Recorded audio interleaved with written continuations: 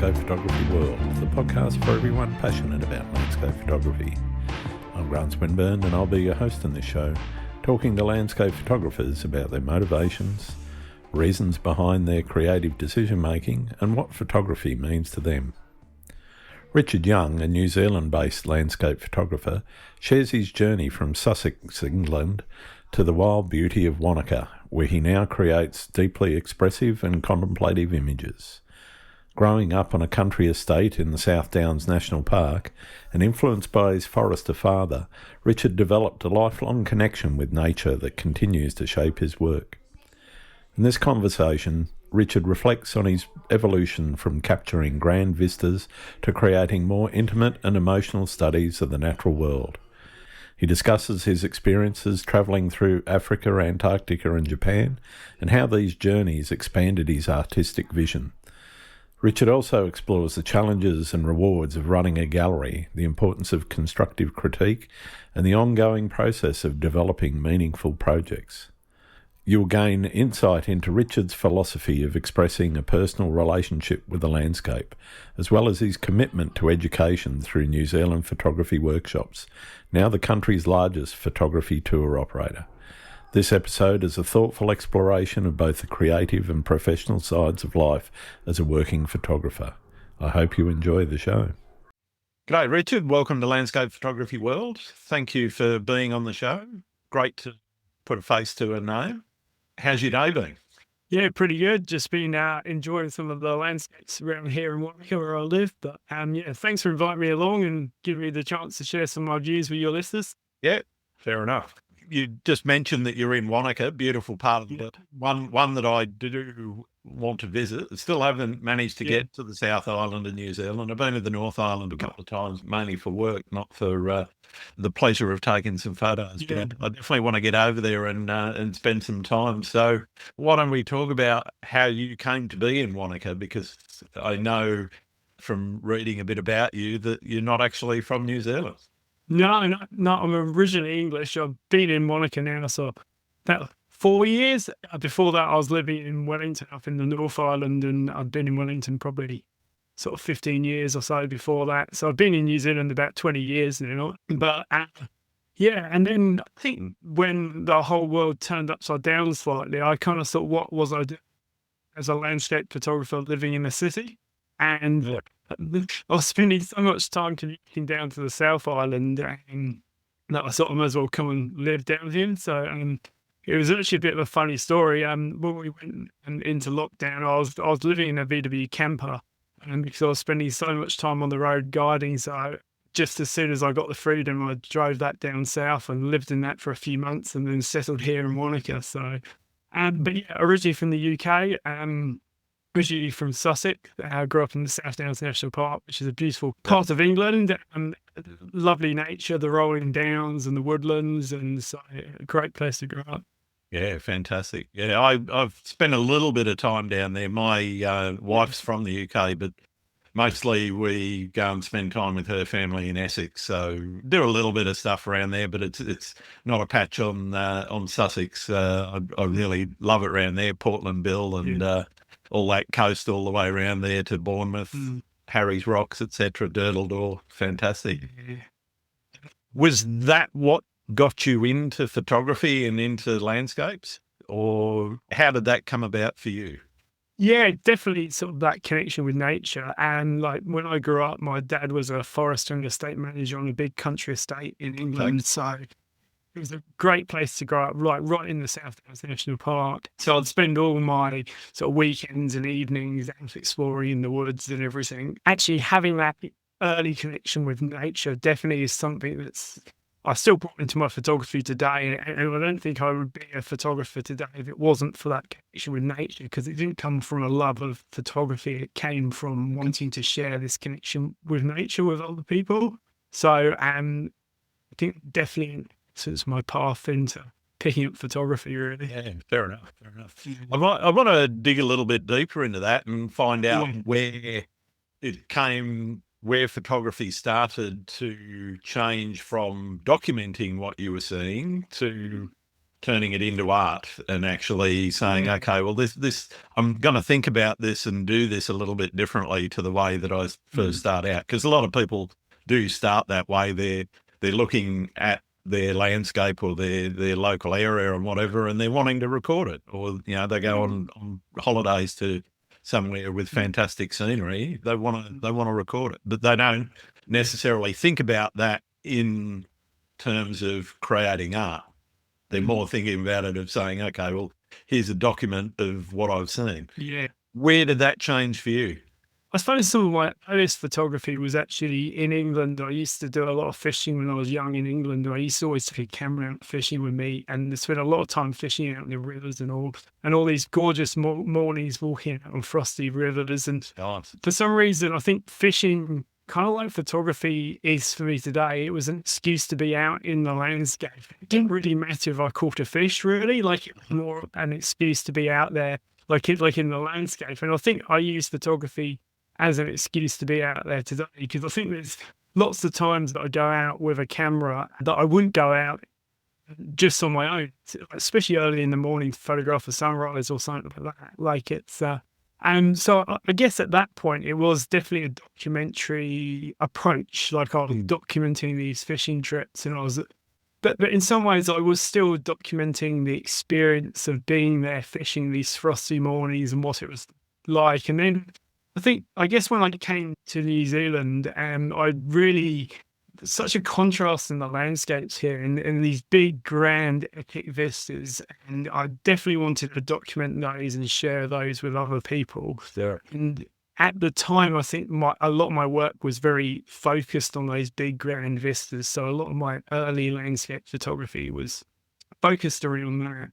But I think probably about, like, I don't know, probably around 6 or 7 years ago, that really started to change. And I think part of the change from documenting to sort of like, we'll call it a more expressive approach, came from actually going to all these landscapes so many times, and that I'd already almost documented them and made a good picture that documented these landscapes. And what was the point of documenting them again? And was I just trying to document them in some different light or hopefully some better light? Like, it almost became this sort of great game to capture the perfect picture, like, in some ways, to document these landscapes. So I guess I had a little bit of a fallout with landscape photography at that point in my life, and I was spending a lot of time then, as I do now, guiding photography tours and workshops, and I was going repeatedly to some of the same locations again and again. And I just got to the point I saw, well, there was no point of almost picking my camera up out the bag, because I'd already photographed this landscape in quite often better light than I was standing there that day.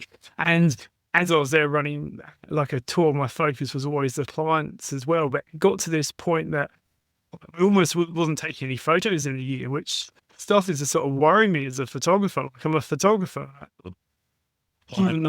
I run tours, but I need to keep active as a photographer myself. So I guess that was the major switch. And then I think something in me during that time realized, well, there is more to see in these landscapes, and there's more than just documenting these landscapes. And there's actually my relationship with these places. And so that's where my photography started to go. And it was more exploring, well, what did I feel about these landscapes?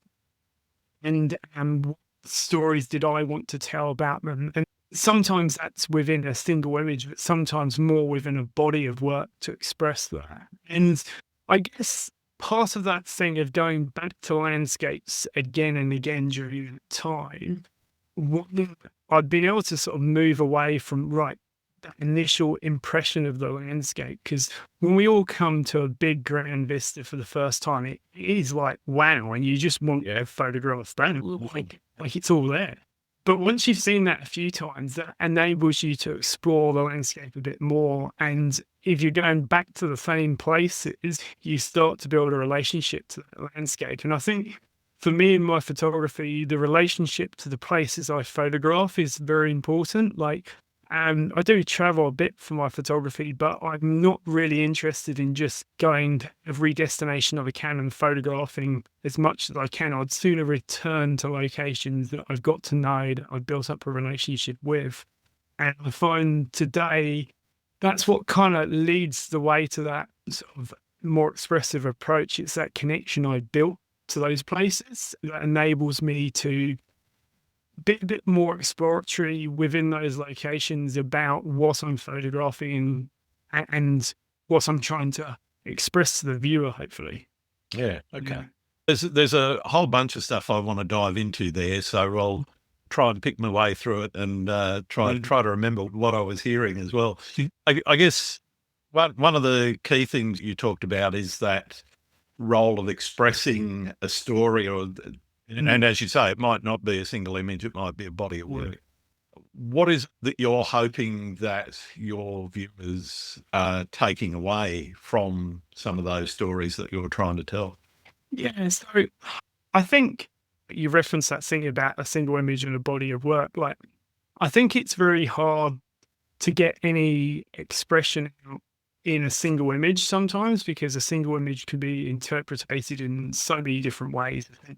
If we give you one image, I could show you an image and you could think it said one thing or said another. But when you start to collate a body of work together, there becomes more of a narrative within that. So I think it's a lot easier to build a more expressive approach with a body of work rather than a single image. I think that's an important thing.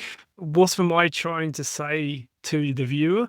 In some ways, I don't want to imply too much. I don't want to put too much of myself into an image. You know what I mean? I don't want it to be forced. I'm not trying to say this is what the photograph should say, but is that connection to the landscape and kind of the way that I see that and my story and my relationship to it. So for me, like, one of the reasons I go into the landscape is to kind of almost an escapism. Like I go there for essentially solitude, to find silence. And so that's definitely something I bring into my work and something I hope that it expresses. And it's kind of that relationship with it that comes from that brings into that narrative, really, if that makes sense. Yeah, that makes a lot of sense to me. Yeah. I hope it makes sense to people listening as well. I guess that expression of emotion and that communication, I guess, is, from what I feel, one of the most important parts about photography, in particular landscape. You can tell a story with portraits or urban landscapes, even, or street photography, that is quite easy to interpret, and the emotion behind it can be quite in your face. With landscapes, that's left more up to the viewer to interpret. And so you've kind of got to guide them to a point, but beyond that point, it's really up to them to take it on and say, okay, well, that's what I think this is about and how I feel about it. Yeah. Like, I always find it one of those hard things when it comes to sort of naming photographs and captioning photographs. I don't know if you name your photographs. I do now. I never did, but I decided I started a couple of years ago putting a name to everything, and it's basically a name that usually comes off the top of my head. What's my first reaction to it when I've finished processing it? And that might be a couple of days, could be a month later, a year later, before I maybe publish it or put it out into the world. And the other thing, in particular on Instagram, where you can attach a bit of music to something, I'll then use that name as the piece of music I'm looking for. Sometimes that works, sometimes it doesn't, and you just find then something appropriate, pop that in, and that, for me, gives an additional layer of emotion to that image. But I'm quite keen on what you do in terms of your naming and how you've gone about that. Yeah, like before I answer, do you find it a struggle to come up with those names, or do you find it really easy to come up with those? Sometimes it's become easier in the couple of years that I've been doing it, because but there are times when it's kind of like, okay, I'm just not sure. Yeah. All you know. Like there's times in the past that I've tried to sort of really name photographs, and I really struggle with it. Like, and I think sometimes it's almost, I feel giving it a name, it's almost too implied, if you know what I mean. You're saying it is this sometimes, and I think I want to leave some of an image open to interpretation. And I think sometimes if you put too strong a name to something, you can kind of change a viewer's direction on it. Yeah, yeah.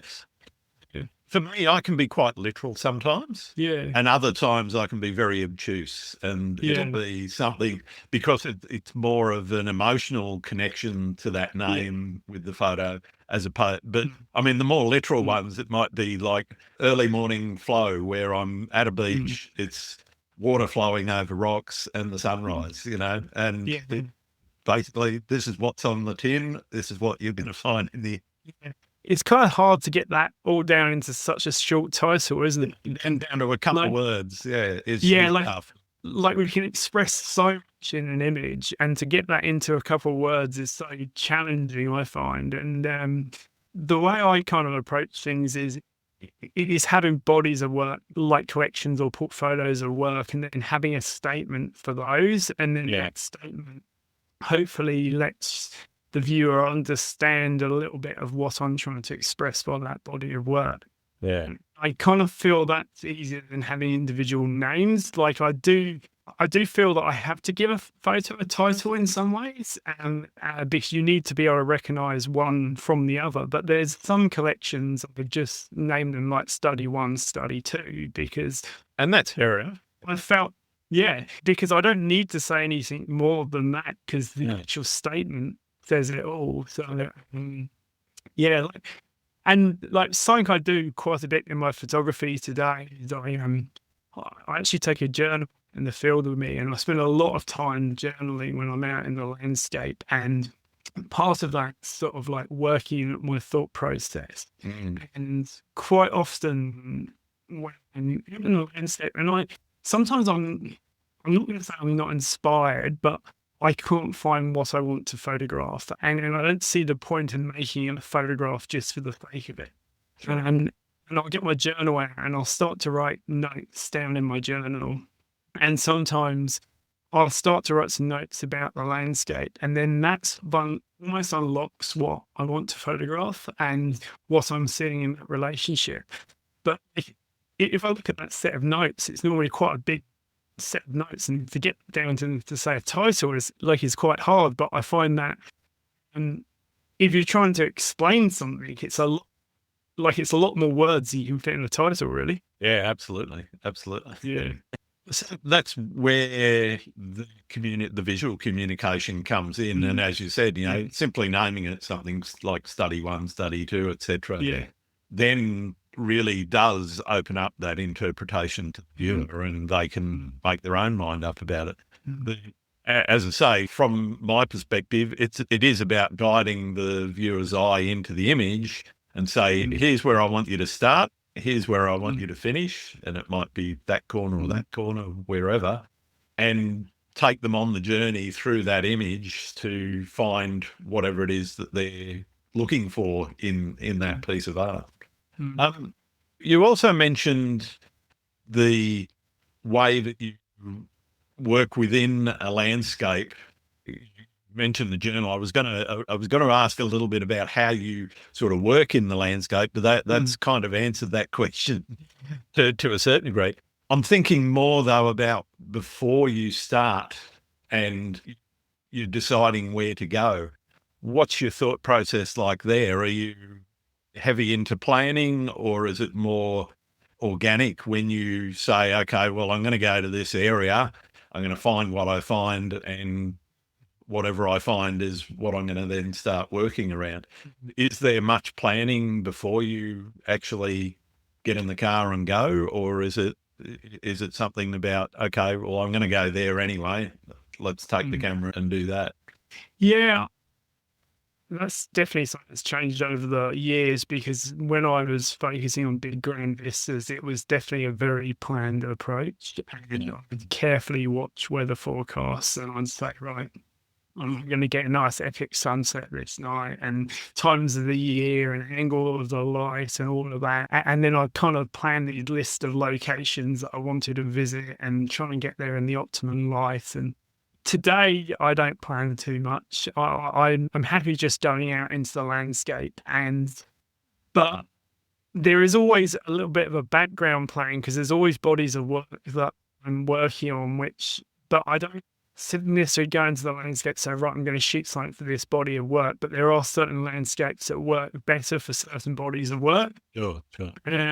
So normally, like a lot of my photography here in New Zealand these days is done at just a small number of locations that we go back to time and again. And like I've got a couple of locations really close to where I live here in Wanaka, which I love to photograph. And there's one little patch of woods that I just photograph a number of times throughout the year, and I never go there with a plan that I'm going to go and photograph that tree or this tree. And quite often it's almost the opposite of that, if there's things I've photographed in the past, I almost stick away from those, and I'm trying to find something new within the landscape and explore it more. So I think by going back to these locations and spending time in a location and then waiting for, there are sort of certain conditions for every location that you hope for, of course, and there's certain conditions that work well for a body of work that you're working on. Like if you're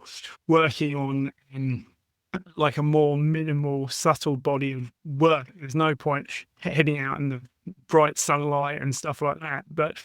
And today I don't really chase sunsets and sunrises like I used to. I've taken very few pictures over the last few years of a sunset or a sunrise, when that would quite often dictated when I shot in previous years. But I definitely like being out in the landscape in the morning, like mornings over evenings. Like I don't know about yourself, but that I feel there's always this unknown what's going to happen in the morning, and you wake up with the day, and then you never quite know what's going to happen. There's just so many more conditions to work with.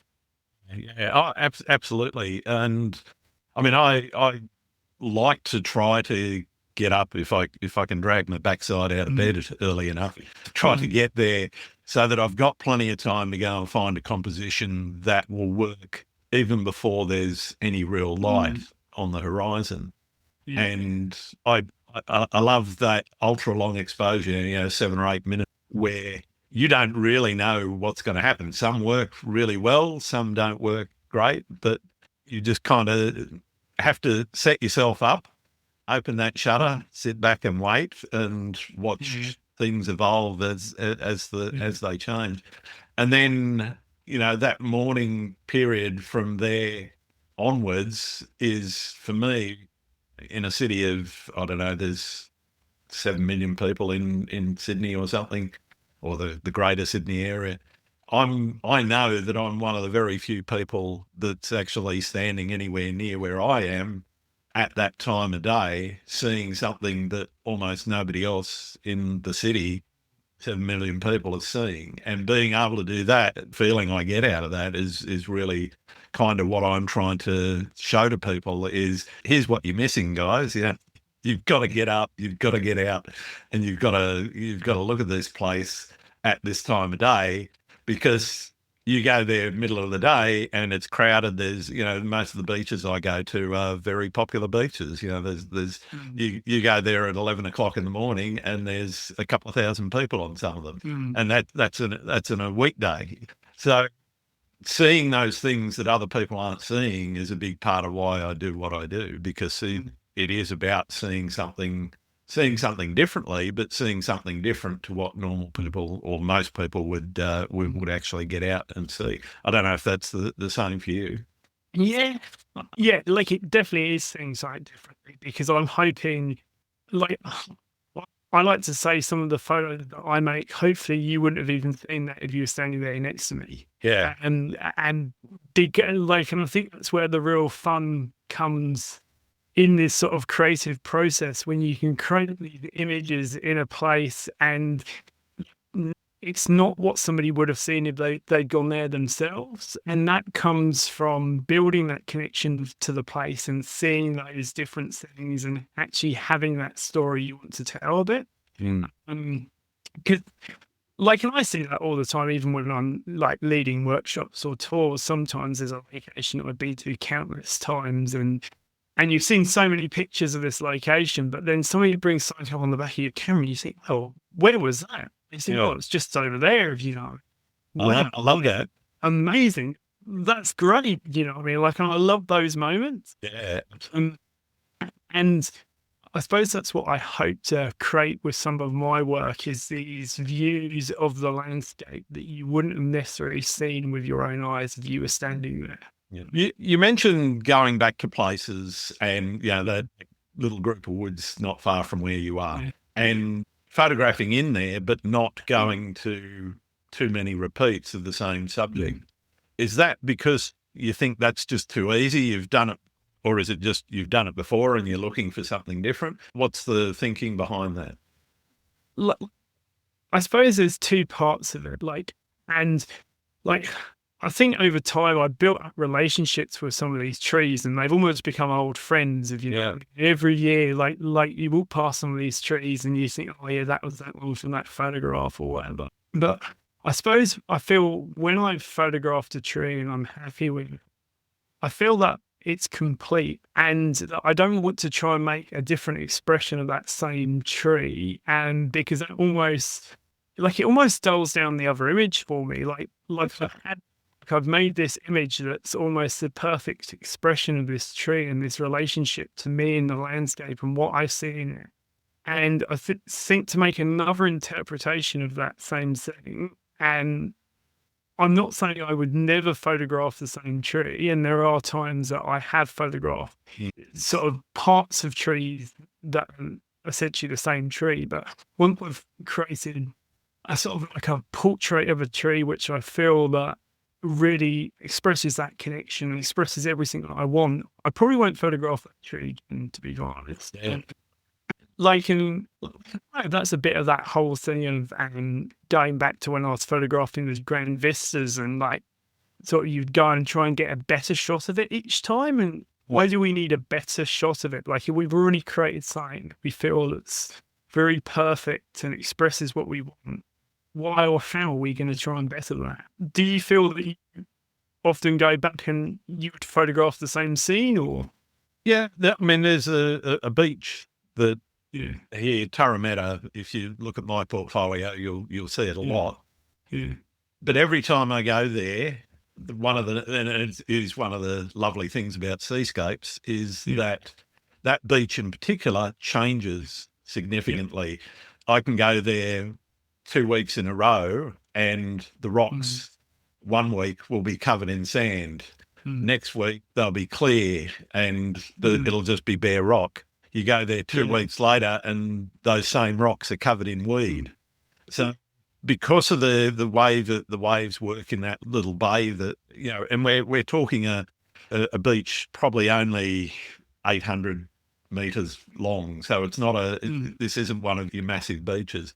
And these two headlands sort of project out from either side of it, and just the way the wave action works in there. There's a big rock platform out on the southern end, and a smaller rock platform on the northern end, and both of those, the currents change, everything changes, and because of that, I can go there, as I said, not necessarily, and I don't do it week after week simply because that would become boring. But I go there, every couple of months or so. I'll just go, okay, well, I feel like going out for a shoot. Let's head to Turrametta and see what it looks like today. And even though I have shot there and shot similar compositions from similar positions, every time I go, I am looking not just to outdo what I did the last time or the time before that, but I'm looking for something new or something that's a little bit different around that space. And there are some sets of rocks that I have shot from, I think, just about every angle except from at sea, because I haven't got a boat. But I'm probably not going to shoot that too much, but there's other places there which I know that I can explore because every time I go, it is slightly different. It might be similar, but it's never the same. And then, the weather conditions are never identical. You've got different cloud conditions. Could be socked in grey cloud with rain showers going across it, or it could be one of those lovely high cloud sunrises where everything just lights up crimson and purple, So it really just depends on what things are doing. And I've like you, I've kind of stopped looking at forecasts. I just go and deal with whatever's there. And if the conditions aren't quite right for taking shots from the land, then I might stick the drone up and do some top downs, which, it's just another way of expressing the same place, but differently. So you see, like, if you had a couple of different photographs of the same set of rocks, as those as two different expressions of those same rocks. Yeah, absolutely. And so some of the larger ones don't move too much, but there are smaller boulders there that they get rolled around in the surf a little bit, and so you go there after a storm and things look very different to even the day before that storm. And so, it is really easy. It is an easy place to go. The other side of things is it's not a patrolled beach, so you don't get a lot of swimmers down there. I might see another photographer. I was there a couple of days ago. I saw one other photographer there and a rock fisherman and someone walking their dog. And that was it on the beach for the whole sort of 3 hours that I was there. Okay. Yeah, great. You mentioned the way that you have a connection with landscapes. I'm interested in what influences that connection. Is it the conditions? Is it the place? Is it just a moment that you happen to be walking past something and go, oh, that's a shot, and off I go? How do you actually work once you've actually got yourself in that mindset of, okay, here's something that I think I can work with? What is it you are trying to pull out in that connection? Like, I think part of that is it's a connection.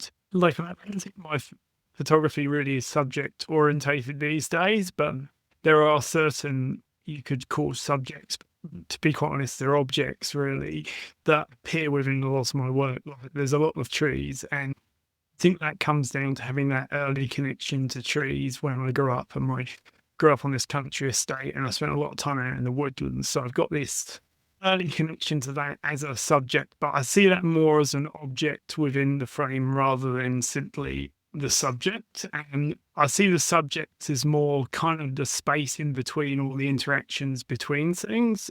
And I guess that's what I'm looking for in the landscape, is it's the interaction between different elements within the landscape. So just taking a simple picture of a tree is very nice, but if you can take a picture of the way that tree interacts with the landscape it's in, or within other trees, or the way different branches interact with each other and that space between them.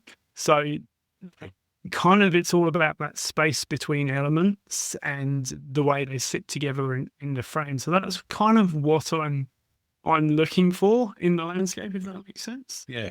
I mean, a lot of woodland photography in particular is quite a challenge, because you have to find something that stands out from the background noise, for a better word, because, the tangle of branches and leaves and undergrowth, etc., really can make that a challenge. How do you work within the landscape to sort of identify something that is going to stand out?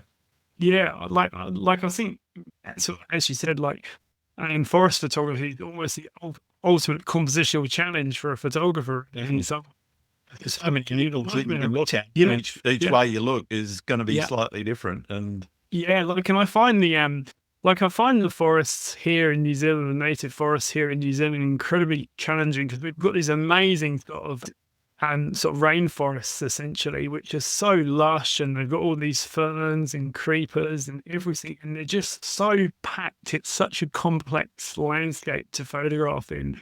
And I guess one thing I'm always trying to do in my work is I'm in some ways trying to simplify a landscape, because I don't feel that I can across the message that I want in a picture that's very complex. Like some people shoot some really amazing complex work, but I'm looking for ways to almost simplify that landscape and reduce it down to some smaller number of elements. So that can be incredibly challenging in a forest environment, especially in New Zealand forest. And there's lots of times I will be in the most beautiful bit of forest. I just can't find a clean composition I want to make, actually. And but I really enjoy that. Like I enjoy that sort of challenge in an image. And like I sort of almost don't enjoy making an image that's too easy to make. If the image is easy, so not obvious that I just go up to like a tree, a mountain, a beach, or and put a camera on the tripod and go through the same notions and capture that image, doesn't almost represent a challenge. So I do enjoy making compositions that are this visual challenge that you've got to solve, and it is that thing that you're trying to work out what the ideal focal length lens is to shoot that on, and then that lens basically governs the distance to the subject. Because I think that's one critical thing. It's like that and difference of different focal length lenses makes such a difference on the way you present a subject within a frame, essentially. Like, and definitely the interactions of different elements within that frame if they're different distances from each other. So I really enjoyed that. So yeah, like I think, yeah, like any landscape challenges me a bit. It is always enjoyable, and sometimes I will go into places and I won't necessarily make pictures that I'm happy with or come away and be part of my big body of work. But if I've had and enjoy like a good, almost fun interacting with this landscape and working out how to balance out these elements, I find that really rewarding, actually. Yeah, awesome. With bodies of work, how long do you give yourself before you say, okay, I'm finished? Because I've got a few projects that I've been going for probably about 6 or 7 years of things that I keep going back to, but try to do differently.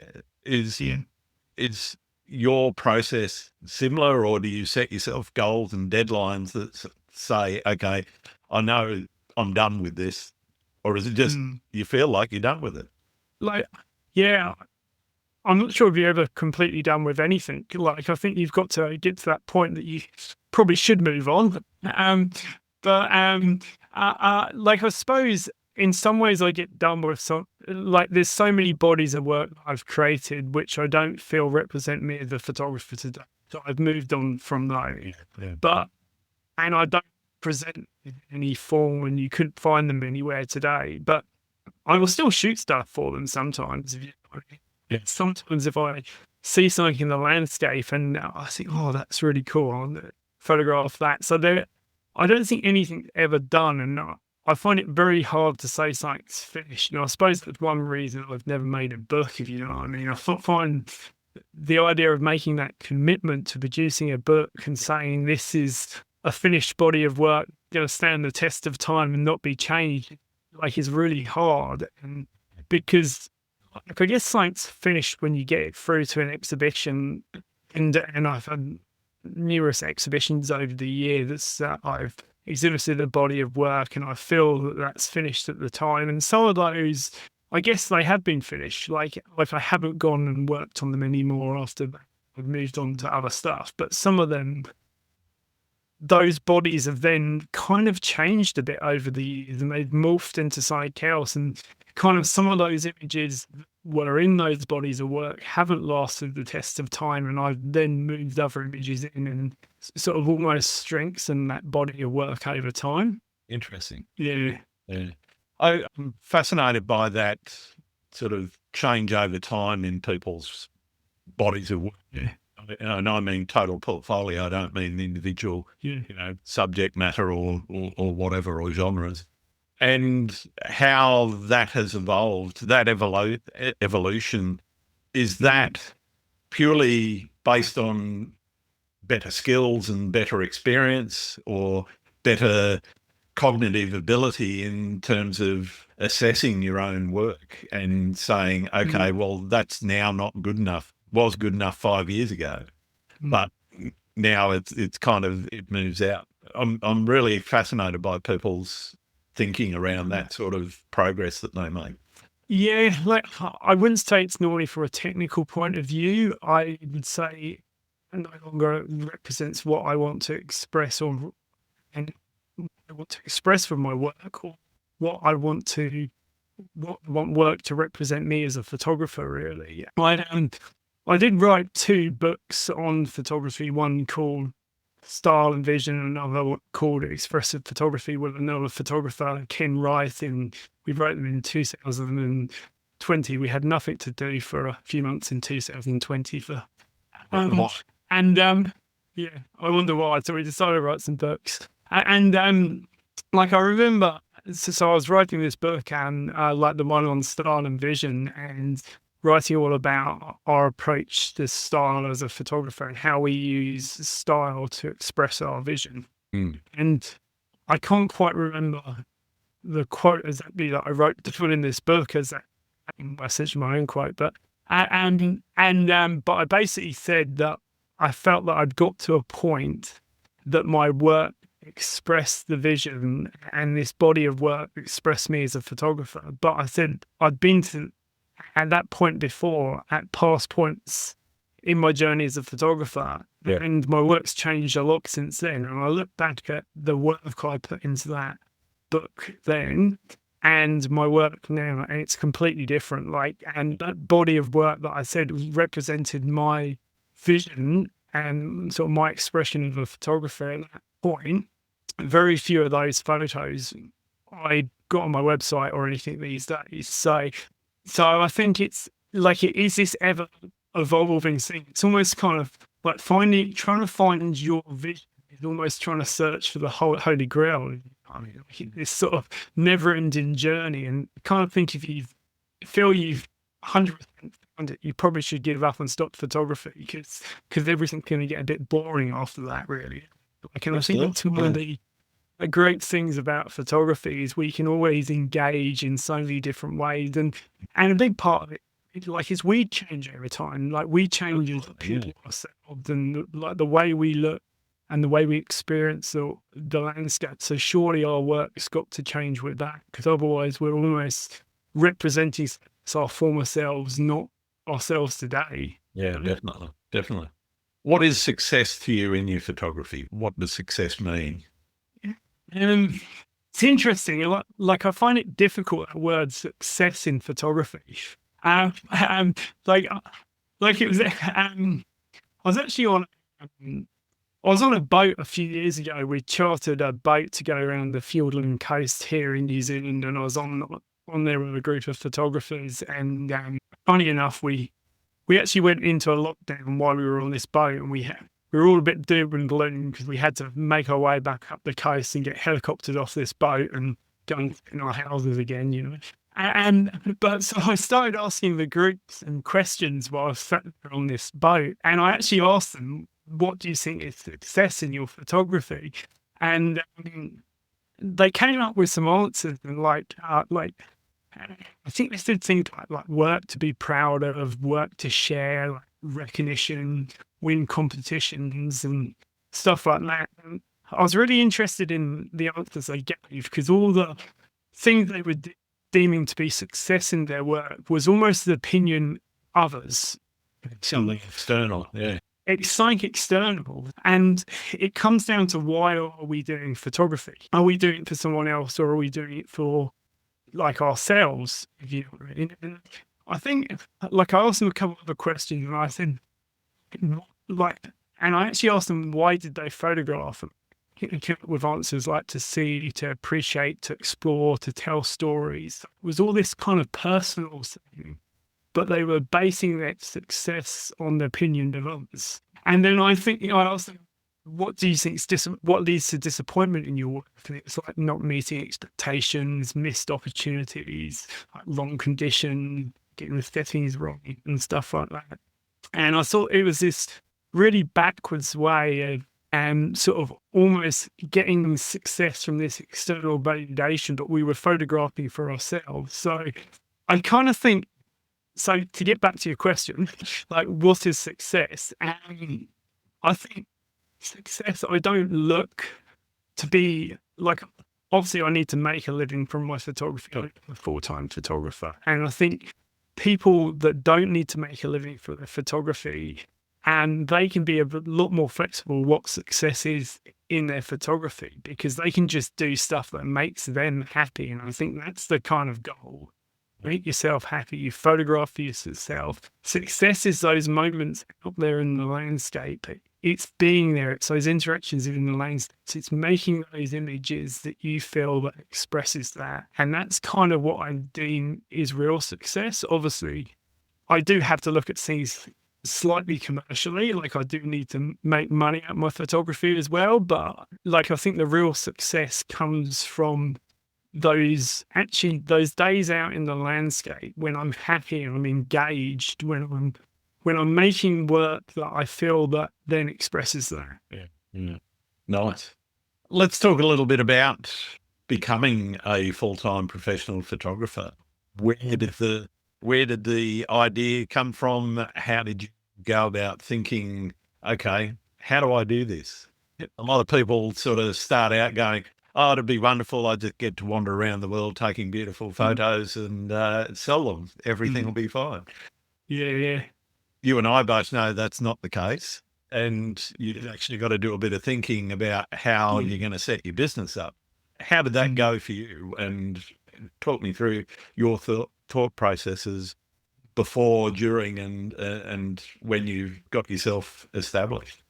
Yeah, like there was a long transition and period. Luckily, I was managed to support myself through some other work and then go contracting for a while. So I had a great sort of flexibility for that transition period as I went full time as a photographer. But like to start with, a lot of my sort of like my main sort of outlet with my photography was selling my work as bid fine art prints. And I had a gallery space in Wellington for a few years. And that's how I made most of my income as a photographer. And like, it's difficult trying to make money selling prints in today's environment, running a gallery. And I had a gallery that I had my work in. Well, the first gallery space I had my work in one room and 4 local artists in another room. Yep. And then we kind of all looked after the running of a gallery between us. But trying to work with the overheads of having a gallery space and looking after a gallery and all that, like it is difficult. And I was doing various little bits of commercial work and stuff at the time, and a bit of variety and stuff. But and then I started guiding a lot of photography tours and workshops as well, and that got to the point that I almost had to give up on the gallery because I was away too much. And that was the reality of it, is like not being able to run a gallery. And one of the biggest issues in running a gallery is somebody's got to be there. And if you're it, it's a little bit better in your situation where you had 3 or 4 other people around. But if you're in it and you've then still got to go out and do other things, then it is so difficult to actually spend the time working the gallery, because there's a lot of work involved in that. And I'm really keen to hear your experience with that shift, I guess, which I can hear coming. Yeah. So then you are tied to that gallery, as you said. So you're tied to that space, and it stops you going out and creating new work, and it stops you almost picking up other work. And then, so I was spending a lot of time teaching at that point, and I just couldn't commit any time to the gallery, not just to be there and run it, but to do things in a timely manner and to organise things. My life life just had too much going on, so and I reluctantly had to sort of give up all ideas of having a gallery.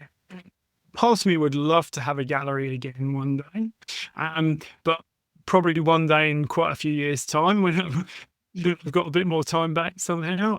And I've got a few friends that own photography galleries, and and I often speak to them about, like, and they say exactly the same thing. It's that huge commitment of time, and I am very lucky today that I basically a big portion of my income from teaching, so I don't need to search for so much commercial work or selling prints or whatever. Like, it's always nice when I sell work still, but I don't push my work out there as much as I did in terms of if into other galleries or having exhibitions. And I'd love to spend some more time focusing on that, but I just don't have the time to focus and put enough energy into it quite at the moment. But like, it is something I've been trying to carve out a bit more time within my year each year to do. And like, I've had a couple of exhibitions over the last year, and I've got another exhibition lined up in November. So it's nice to actually be focusing on, because that's what I'm passionate about. Like, that photography is art as that expression. That's what I'm passionate about. And ideally, you just do that, but trying to make a living out of that is incredibly difficult. Yeah. Have you ever felt like a landscape has spoke to you, and a time where it's been such a memorable experience that you were just blown away by it? Tell us a bit about an experience that you've had that really stands out. Yeah, like, I think those soul moments, those big blown away experiences are sometimes those big epic vistas and stuff like that. And you get blown away by those, but they don't always speak to me today. Like, it's more when I find that little nuanced connection between psyche and the landscape, or two elements within the landscape, that I'm so engaged. So, and I think that comes down to a combination of conditions and placement of those. Like, it's almost this perfect combination that can't represent itself again sometimes, that you feel that you've seen. And I guess they're those moments that you think, wow, yeah, this is just really special. Like, I'm going to make something here that is going to be so hard for me to replicate again. I can't just come back here and replicate this same thing. So, like, I guess, like, it's those little moments, and there's so many of them. There's not one moment I could say to you that, wow, this was it, and that's the picture I got. Like I probably would have said that with some of my landscapes a number of years ago, but like today, I think that smaller, more nuanced things, not the things that, blow you away in some ways. Fair enough. What about horror stories? Everyone's had a few sketchy experiences. How about yourself? Oh yeah, plenty. Yeah, like, I don't know, like you always do those silly things, whether it's the camera going over or like on a tripod and those sorts of things. And I've had days that I used to have a little VW pop-top camera, and I'd go out into the landscape, and one morning I was frozen in it because I'd got all the door sills wet the night before with snow, and I couldn't get out this thing. And then I got out this thing, and I couldn't put my tripods away that night. I had two tripods, and because both of them, the legs were completely frozen, so I'd left them under the van for the night. Yeah. Just chucked them under the van, got out to get out the next morning, and the legs were completely still frozen, but the ball heads were frozen on them as well. Oh, wow. And I remember dipping these ball heads in the lake, trying to unfreeze the ball heads, which kind of worked for a while, but then they just freeze back up. And so like I guess sometimes the horror stories are just trying to deal with conditions, but like, it's those conditions which like, if you can work in those conditions, they can lead to some really rewarding work. And I think kind of being out there in the elements, like, is important. Like, it's always comfortable being out there on nice, sunny, enjoyable days, but being out there in the elements, like, it's a lot more roaring. In some ways, you're quite a bit more engaged, I think. Oh, definitely. Yeah. There's a few nightmares?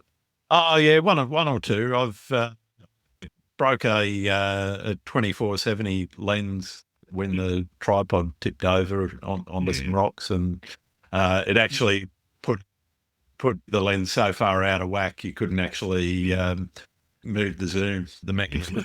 decided broke. And when I sent it off, it was kind of like, no, you're gonna have to put in an insurance claim. So I did and bought another one. Yeah. No, I think I've done well. I hope my insurance company's not listening, but probably 3 or 4 camera insurance claims over the years.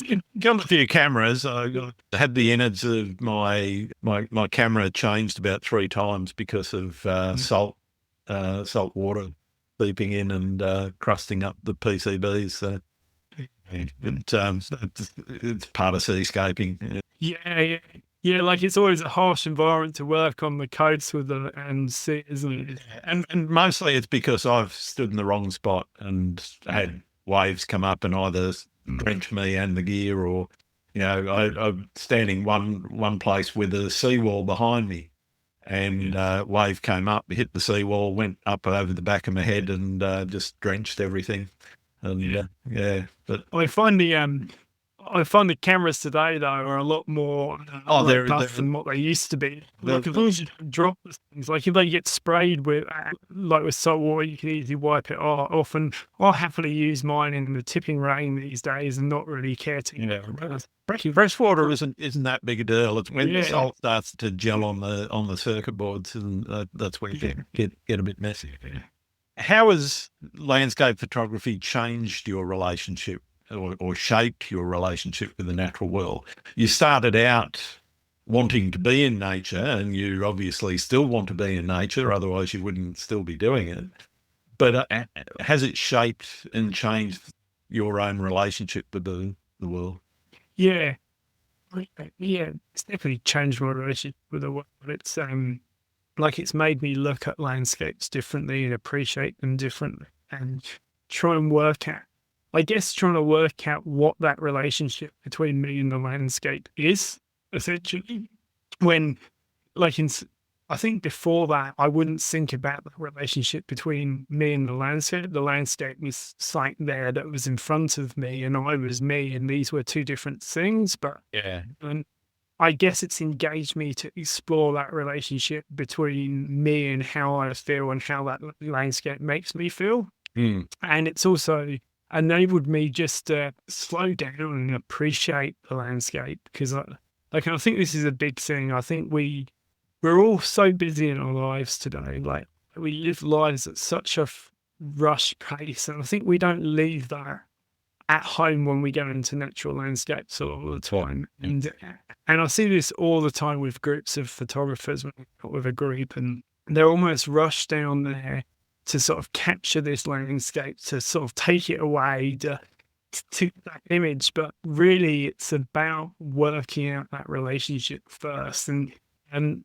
if I can't work out that relationship, quite often I won't make a photograph now. Like I mentioned this thing about journaling earlier, and quite often I'll go down to the side of some amazing epic vista and there's amazing sky or whatever, and I just can't work out what I want to say in that landscape. So I definitely use the journaling as a way to unlock that, but it's also a way of me just sitting down, appreciating, and sometimes I write stuff in my journal, sometimes I won't. But definitely trying to work out what that is before I just go out and sort of capture and take from the landscape. But what about times when you are struggling to find inspiration? And what do you do when you're just not feeling like going out and doing photography? How do you sort of get through those creative block moments that a lot of photographers face? I suppose there's 2 parts of that. There's the times that you're struggling to get out. And for me, that's normally because there's just too much else going on in my life. And I think all of us, whether we're full-time photographers or got other jobs or whatever, it's those external influences that affect us so much. And so I think that stops me from getting out, because it stops me from being in the right headspace sometimes. And when I go, like, I kind of know from the past, if I go into the landscape and I'm not in the right headspace, even though the landscape is something helps relax me and it helps engage me, but if I go out there and I'm not in the right landscape to start with. It's very difficult just to switch off. And so I suppose that's part of it. So sometimes I feel that I won't go out because I don't feel that I'm in the right headspace. I don't feel that I'll be able to focus on while I'm out there. But then kind of the bit about the whole inspiration, I guess. I think it's at that point you've just got to go out there. You've got to just force yourself to go out there and photograph something, even if you don't want to. And I haven't been doing a lot of coastal photography, like you were speaking about with your coastal work, and that's obviously something that really inspires you. You've got a connection to that beach you spoke about. Over the recent years, I haven't really done much coastal work at all. And a friend offered me a week in his batch on a coast recently, on a real wild, rugged bit of coastline. And I was almost reluctant to go there because I knew I was kind of going there to photograph. He kind of joked he's a bit of an artist in residency, and I had to make him leave him a piece of artwork for his batch from my stay there. And I was like, oh yeah. So I sort of almost had this pressure on to create something while I was there. Yeah. And I didn't know how I felt about it because I wasn't necessarily inspired to go out and photograph on the coast. And I did actually have to kind of almost force myself to get up every morning for sunrise and go down and shoot on the coast. But it was really interesting, even though I didn't feel that I had that inspiration the start of the week. During the week, I shot every sunrise and sunset on the beach. Yep. And I actually felt quite inspired during the end of the week. And I actually started to create this new body of work, which was very different to anything I've been working on lately. And I guess it was a bit of a case of showing up. Yeah. But also it comes back to that whole thing, showing up, but also going back to the same place. I shot 6 sunrises and 6 sunsets on the same spot on the same beach. Yeah, no. And I actually basically shot the same composition Oh, wow. Okay. for 12 images as well. So, Did you get his piece of art for his batch? yeah, I'm still working on it. Yeah. But do you find it hard to get inspired to go out sometime? Sometimes, yes. The way that I normally do it, it does depend, as you said, a lot on what's going on in life. If there's other things going on, I'm in the middle of building a house at the moment, getting ready to build a house, getting all the plans and everything approved and all that sort of thing. So we're not at construction stage yet, all the pre-construction stuff. So that in the last couple of months has just taken up a load of time. Did a trip over to the UK. That was actually for a bereavement, so it wasn't necessarily a fun trip, and getting in the right headspace to go out and take shots over there wasn't feeling it a great deal. So what I normally do is go and do something different for a bit, and eventually I know that the itch will come back. And you know, in the last couple of weeks, I've been out a few times simply because that itch has returned, and I know that I've got to go out and do something for myself.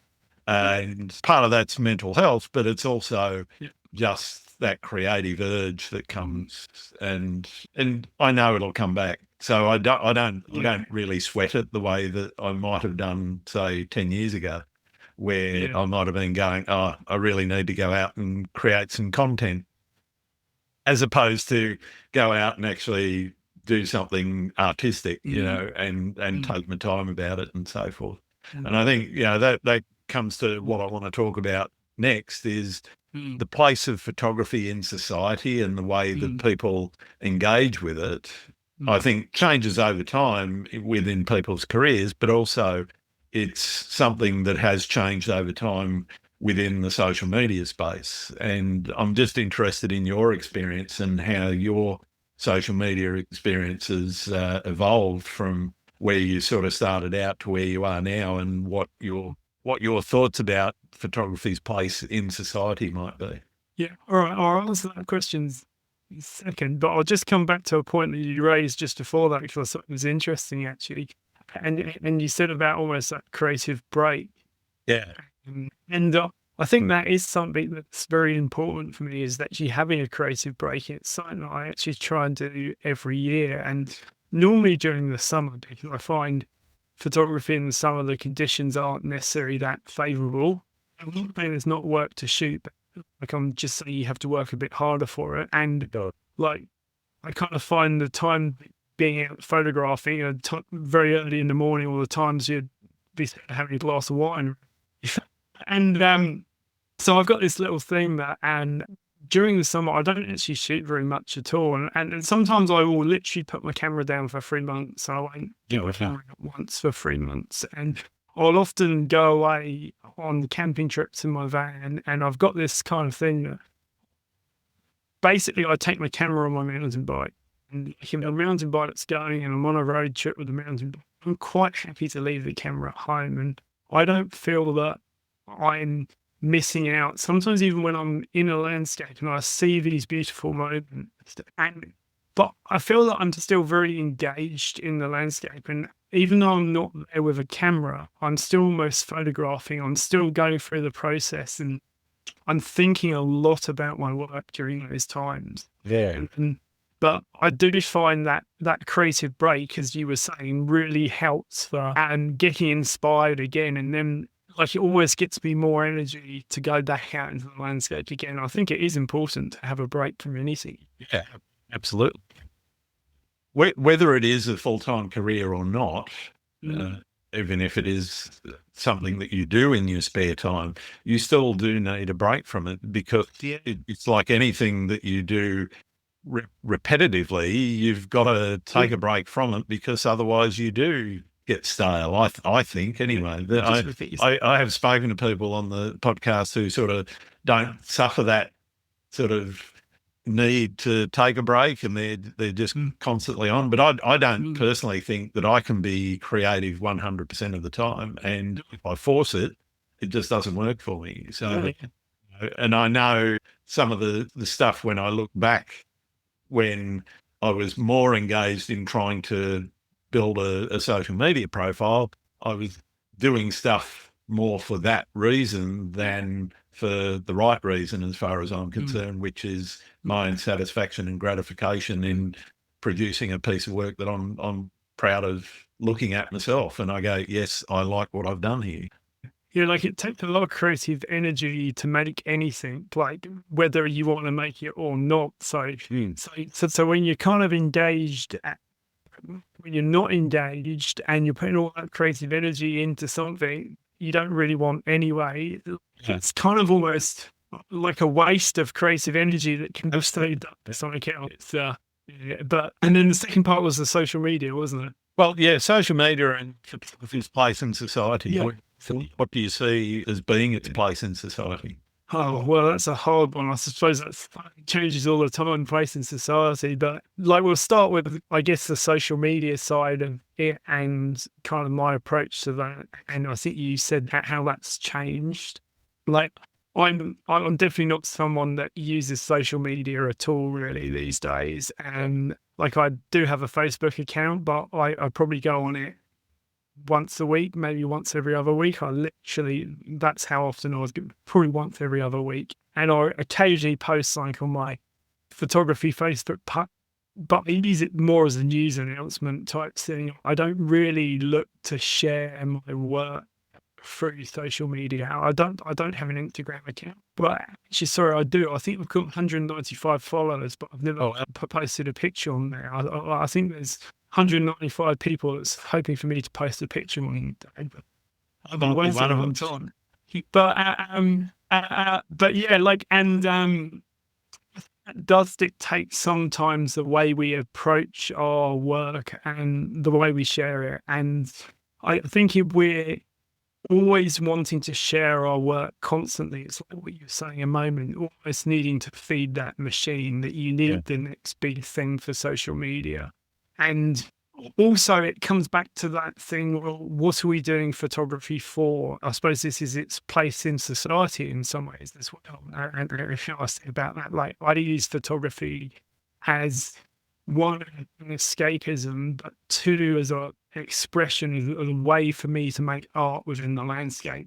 Now, I don't think either of those things I need a lot of outside validation for, because, and to be quite honest, if I'm making work that's truly unique and kind of about me, not everybody's going to like it and not everybody will get it. And I'm okay with that. Like, and if I'm making work that's kind of I could post on Instagram and would get lots of likes, it's probably not work that's true to me. So I think you might be surprised. I think the engagement with your stuff would actually be quite. Yeah, I don't know. Maybe not. I'm not suggesting to get. Who knows?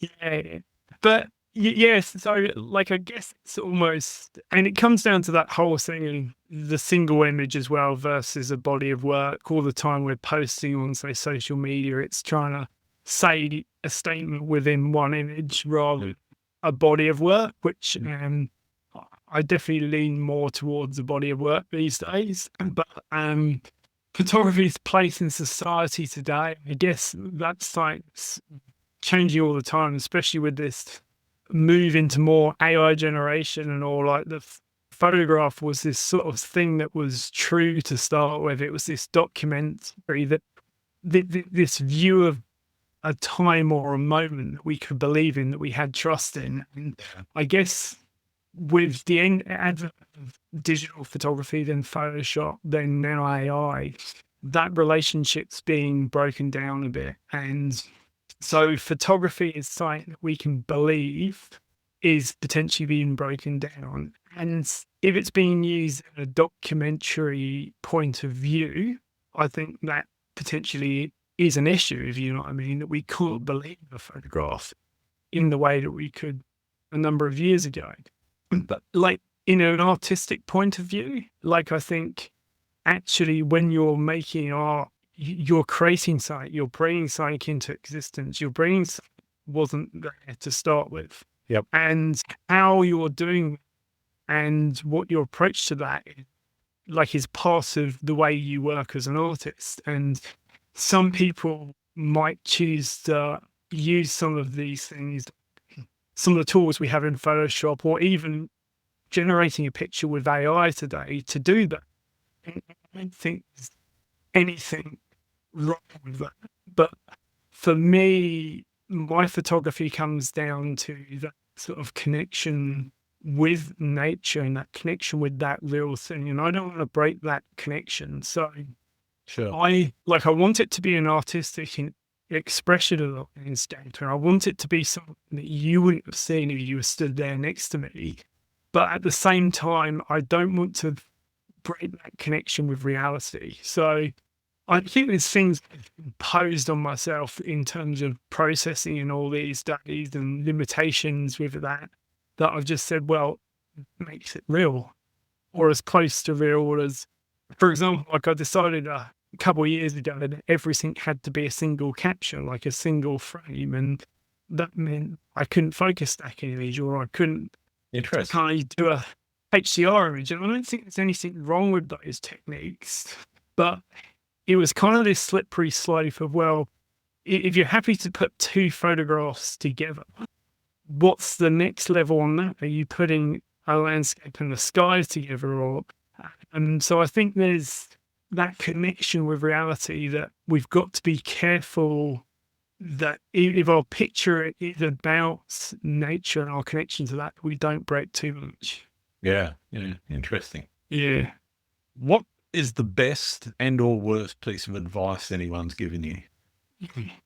Yeah, I remember a number of years ago in the UK, sort of almost for a best piece of advice, there was a really good photography gallery in the small town that I grew up, Petworth in England, and amazing work. Photographers like Splash and Spargo and all amazing work in this gallery. And I dropped a box of prints off to this gallery, and a young naive me, and kind of asked him his opinion of my work. And he basically told me that it was nothing unique and it was nothing that hadn't been done before, and he couldn't see anything about me in that work or anything. Like, it was just a collection of those sort of like quite average images, if you know what I mean. So I guess that was something at that stage, and it was hard advice to hear at the time. And like it really was. It was because I kind of thought he was going to tell me that there was something good in there or pull out some nuggets, but there really wasn't much positive in that. And I think getting strong critique like that from hopefully someone that you respect their opinion. I think you need to respect their opinion. Absolutely. And their opinion isn't right at the end of the day. Like no one person's opinion's right. But like if you kind of want to show your work to people and say, and then to come back and say, oh, that's all very nice, that's gorgeous, like it's the best thing I've ever seen. Just show it to your family, like you would get that response. Absolutely, yeah. I guess, like in so I guess some of the best advice that I got, and that's something I still use today, is a number of other photographers and people that work like photographers or some people within the art world that I sometimes show my work to. I get feedback and critique from that. And sometimes I've shown a body of work to a number of different people, and I've got very different feedback from different people. Yeah. And none of it's right nor wrong, but just enables you to question what you're trying to achieve, and it pushes you further and it makes you grow as a photographer, I think. So I think that's probably some of the best advice that I've got, like getting good, strong critique. It's like I continue to do to this day. I think critique's a really positive thing. Absolutely. Worst bit of advice? It's hard to think of something off the top of my head, but like I've probably been told something wasn't good a couple of times, and I've sort of thrown my toys out with pram a few times and said, all right, that's that. We'll move on from that, but yeah. Fair enough. Yeah. What do you like to do when you're not out shooting? Oh, like I like getting out on my mountain bike. I enjoy cycling. Yeah. Growing up, I spent a lot of time cycling, a lot of time fishing. And fishing's like I haven't really done in recent years, but I actually brought myself a fishing rod again for the first time last year, and spent a couple of days wandering up the side of a river, and it was really enjoyable and Nice. really engaging in the landscape. And I kind of feel the mountain biking, it's a very different way to engage in the landscape.